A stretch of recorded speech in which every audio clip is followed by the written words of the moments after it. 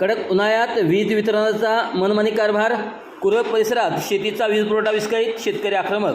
कुरप Lokmat news network. सध्या संपूर्ण राज्यात कडक उन्हाळा जाणवत असून अशा तीव्र उन्हात महावितरणच्या गलथान कारभारामुळे शेतकरी कमालीचा संतप्त झाला आहे. शासनाच्या नियमानुसार शेतीसाठी मिळणारा 8 तासाचा वीज पुरवठा अचानक कपात करून 6 तासावर आणण्यात आला आहे. परंतु हा 6 तासाचा पुरवठा देखील सलग न मिळता अर्ध्या तासाला वीज खंडित होत असल्याने शेतकऱ्यांमध्ये तीव्र संतापाची लाट उसळली आहे. या विजेच्या लपंडावामुळे ऐन उन्हाळ्यात पिकांना पाणी कसे द्यायचे असा गंभीर प्रश्न शेतकऱ्यांच्या समोर उभा ठाकला आहे. सध्या कुरप आणि परिसरात ऊस लागवडीची लगबग सुरू आहे. लागवडीसाठी शेतात मजुरांची आणि पाण्यासाठी विजेची अत्यंत गरज असते. वास्तविक पाहता उन्हाचा कडाका पाहता शेतकऱ्यांना सकाळच्या सत्रात वीज मिळणे अपेक्षित आहे. मात्र महावितरणकडून कधी दुपारी 11 तर कधी 12 वाजता वीज दिली जात आहे. यामुळे सकाळपासून शेतकऱ्यांनी शेतमजूर विजेची वाट पाहत असताना ताटकत बसून राहिल्याचे चित्र दिसण्यात येत आहे. वेळेत वीज पुरवठा न केल्याने आणि आलेल्या वेळेत ही सारखी गुल होत असल्याने शेतीची कामे पूर्णपणे ठप्प झाली आहेत. ऐन उन्हाळ्यात पिके जळू लागल्याने शेतकऱ्यांचे मोठे आर्थिक नुकसान होत आहे.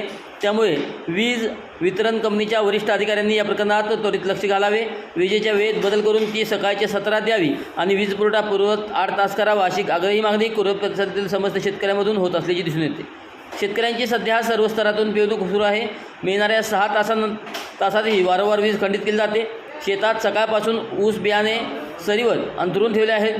दुपारी 11:30 वाजता लाईट आली आणि अवघ्या 5 मिनिटात गुल झाले. अशा परिस्थितीत शेतकऱ्यांची कामे कशी करायची? महावितरणाने 6 तासाच्या काळात जितका वीज खंडित होईल तेवढा वेळ पुढे वाढवून दिलाच पाहिजे, अन्यथा शेतकरी आपल्या भाषेत हिसका दाखवतील.